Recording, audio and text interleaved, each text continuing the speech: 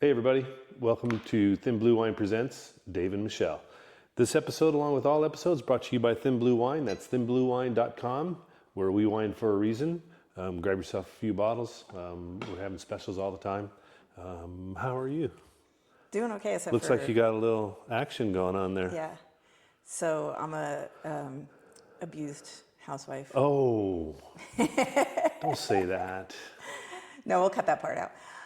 No, so I think years of playing softball. I mean, you are. I'm just saying don't say it. Years of playing softball, wrestling with Dave, beating him up all the time. Primarily. See, I'm the abused one. Yeah. So rotator cuff surgery. It's real nice.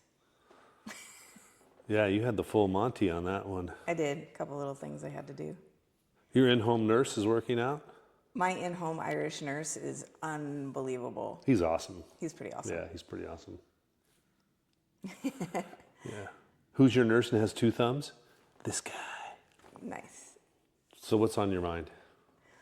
Well, it's interesting. So we've been doing this we started it 2019, 2020 when there was a lot of anti-American, anti-cop hate going on. And we thought the best way to kind of combat that, and we always wanted to be in the wine business because we love wine.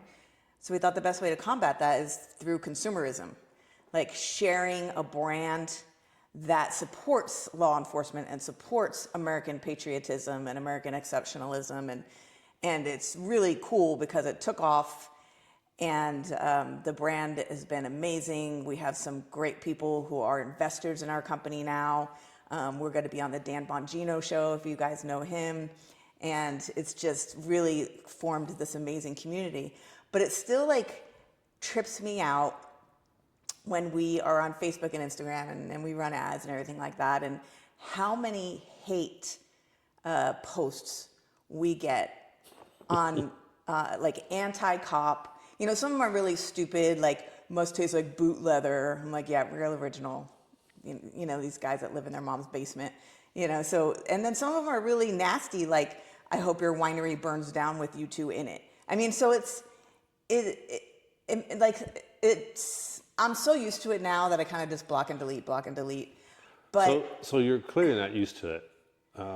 I just don't understand it. Why this profession, which I think is one of the most noble professions, why this profession do people have so much hatred for? Like, why do people hate cops? But I don't think it's widespread the way you're making it sound. I think it's out there. I'm deleting 2 to 3 posts a day. Sure, but when I ran for office and people would say stuff, you used to get super Twitter pated, and first you would start like arguing. I'm like, why don't you just block I know, now and I don't delete? argue with them anymore. Thank God, I stopped doing that. You argue with them, and it's like it's the whole mind over matter. I understand. I don't mind because they don't matter. Hating politicians, because most politicians are assholes, dumb, and corrupt. But I'm not. You're not. So, but I get that. I get hating politicians. But police you officers, got like seriously Twitter pated. But Like police you officers were really are people that go out there and protect. And you know what? When their house gets broken into, or they get robbed, or they're assaulted, and they call the cops, I bet they're not. I bet they're all like, "Thank you so much." You know. But on Facebook, behind a screen, behind a keyboard, they're all like, "Fuck police. Police are all drunks and wife abusers." But when you work, like in patrol, for example, you're going to run into people that are like that, but they are few and far in between. That's been my experience. Now, granted, I worked in Orange County, and I know that's we're the last bastion here in California of any kind of conservative thought is Orange County. But nonetheless, by and large, when you're working on the street, you don't run into that. But why is it conservative? Why is it conservative to love police and to love our military and to love our country? Why is that a conservative ideal? It became that way. It became that way with the media. It became that way with a lot of people who consider themselves upper crust. It became fashionable. So certainly during the Floyd riots and after the Floyd thing, that became a fashionable way to be. So to me, the idea that it's widespread came after the Floyd stuff.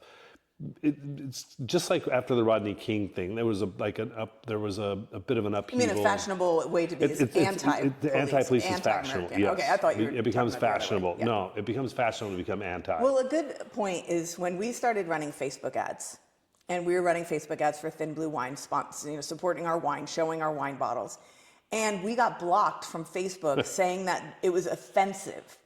That backing the blue, I used the term back the blue, that back the blue was offensive. I was so freaking floored. You're saying back the police officers that go out there and defend us every day, that's offensive? So I'm really excited about Mark Zuckerberg finally seeing the light. I think he was we'll see. red-pilled. We'll see. But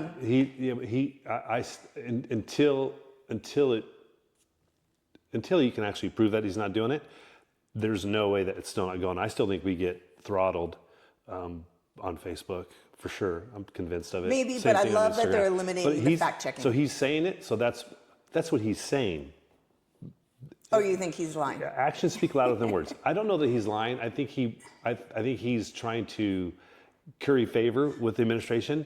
Look, they're all trying to curry favor. There's a real possibility that their protection is going to go away. The light. No, I don't think He was intimidated into blocking content from the Biden administration, and he felt like he had to do what they said because they were the party in control. And now I think he's like, you know what? I was wrong. I think he said, I was wrong. I shouldn't have let that happen.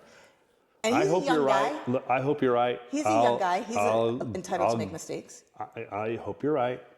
My instincts are that he's just trying to cover his ass. So he's going to say whatever he has to say. He's going to try to curry favor with the administration so they don't come after him and his platforms. Because remember now, he's got Snapchat, Facebook, Instagram. What else? I mean, what other things? I know it's a little bit of a monopoly. So they're coming after. I'm surprised they let him buy Instagram way back in the day. They're coming after. They're coming after Google. Google's in a monopolistic lawsuit right now with the federal government. They're looking to break up Google, so they can see the writing on the wall. Jeff Bezos can see the writing on the wall. He's also concerned about them starting to look at his operations. So they're not stupid. They didn't become billionaires because they're stupid. I know that. So they're playing. I think they're playing until I see any kind of like real positive, permanent kind of repair being done. I don't believe it. I think it's just opportunistic. He's saying what he thinks he has to say and doing what he thinks he has to do to protect his monopoly. So that's what I think was more likely what's going on. We'll see. If it comes to fruition and it becomes really a free speech platform, cool. Yeah. But I'll believe it when I see it. I'm curious to know what you guys think. Definitely comment in the post. This will be on YouTube and on Spotify, so you can comment in there. I'm curious to know what you guys think. Do you feel like cop hate is alive and well? I mean, you're out there in the fields. Some of you are retired, but some of you are still out there. Do you feel like this is something that's prevalent? It's getting better. It's getting worse. I know it was really bad in 2020 with the George Floyd riots and all that stuff. Like, we were taking down, I don't know, like 10 posts a day. And they were nasty. They were like the kind of like, we want to see your winery burned down to the ground. And it's so, I'm curious to know what you think. But I feel like with this new administration and a new surge of patriotism and Americanism and exceptionalism and all this stuff, I feel like that's going to be good for police officers, because I feel like police officers are all wrapped up in that. And it's funny, the military is too. But the military doesn't get the hate, and I think it's just... Yeah, we didn't see any kind of return to any kind of Vietnam era kind of hate for the troops. Yeah, we never did for our troops, never gone which is back great. I'm so thankful God for that. Yeah. Yeah, I mean, I think, our troops do so much for us, and on such little pay and such little, return that they get on their investment. So I'm really happy to see that our military is still strong, although we have to do a lot of recruiting and a lot of repairing. It was amazing. It was amazing how much damage could get done in 4 short years. Oh my God. Oh my God. Elections have consequences. 4 short years, and look where we went. Yeah, for sure. And look at our like FBI and our federal law enforcement Yeah. agencies. Well, you have a bunch of lawyers working in the FBI, and so everyone gets painted with that broad brush. And unfortunately, people don't separate the fact that they're not really like frontline law enforcement. They're not the cops on the street pulling people over, going to domestic violence calls. That's not really what the FBI does. So when they do kind of step over the line and do things inappropriately, it paints a broad brush for everybody, all the way Yeah, down. I 'Cause definitely no one think it separates. makes all cops look bad. Yeah, they when- don't. People don't yeah. separate that. It's just all law enforcement. Yeah.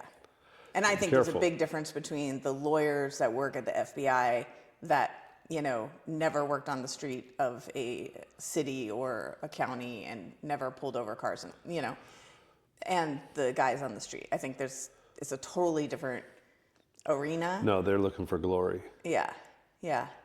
I mean, it's funny when we watched that Martha Stewart movie about Martha Stewart it was a great documentary on Netflix, by the way. Who was it? Comey. Yeah. Was the one that prosecuted her. I mean, he prosecuted Martha Stewart just so he could become famous. And then he ended up rising within the ranks of the FBI. It worked for him, didn't it? He Yeah. became director. He became director of the FBI over that. I mean, and for maybe getting a stock tip that maybe she didn't even get. I mean, yeah, it's ridiculous, but Yeah, a billionaire, and it would have netted her $40,000. yeah, good documentary though. What But else don't do look you at any of the insider trading of Congress. No, I know, right? They don't get any insider tips at all. No. They don't become rich being congressmen. They outperform the market like every year. It's ridiculous. Some of them do. It's ridiculous. Yeah, that is insane. So, anything else you want to add? Oh, to give you like a brief on what's going on with the winery, we are starting to interview contractors and moving forward with the building. We're about to close on our first initial round of investments. Some of you guys might have got emails to confirm your investment. That's just part of the process. And we're really excited to be on the Bongino show. That should be coming out in February. And he's going to be an investor as well. And I think that's going to be amazing. So I think we are moving in a really positive direction. January so far, we've outpaced January of 2024. So we're planning on outpacing every month and growing our brand and growing the wine business, making more sales. So everybody that is on board with us, we can all benefit from that. So anything else you want to say? Check us out, thinbluewine.com. Cheers. We would have wine, but I'm on medication for my shoulder. So cheers with the no wine. Oh, all right. Thank you.